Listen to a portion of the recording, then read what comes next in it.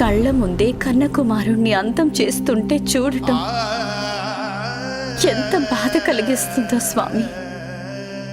కానీ ప్రభు, దేవర్షి నారదుడు కంసుడి మనసులో అనుమాన బీజం నాటకపోతే ఆ కంసుడు అలా చేసుండేవాడు కాదు. తనని ఎందుకు అలా ఆవేశపరిచారా దేవర్షి? మర్చిపోయారా దేవేంద్ర? సమస్త లోకాలలోనూ ఏం జరిగినా నా ఇష్టానుసారమే జరుగుతుంది. ఇదే ప్రశ్న నారదుడు కూడా అడిగారు నన్ను. పసిపిల్లవాడి యొక్క అతి దారుణమైన హత్య, అది నా మూలంగా. ప్రభు, ఏమిటి తమరి మాయాజాలం? ఇంకా దేవకి పుత్రులు 5 అంతం కావలసి ఉంది నారదా.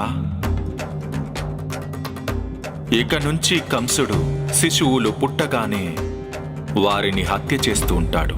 ఆ బాలుడు పుట్టిన వెంటనే మరణించినట్లయితే జన్మించి లాభమేమిటి ప్రభు?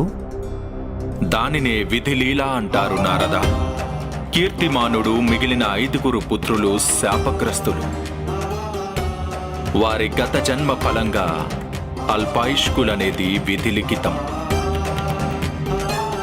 వారి మరణానంతరం ఆదిశేషుడి అంశ రూపంలో బలరాముడు, ఇక నా అంశ రూపంలో శ్రీకృష్ణుడి అవతారాలు సంభవిస్తాయి. నారాయణ నారాయణ. దేవకి పుత్రులు ఒకరి తర్వాత ఒకరు జన్మిస్తూ వచ్చారు. వారిని అంతం చేస్తూ కంసుడు తన పాపాల సంఖ్యను పెంచుకుంటూ పోయాడు. వద్దు! చంపొద్దు! నా పుత్రుడు!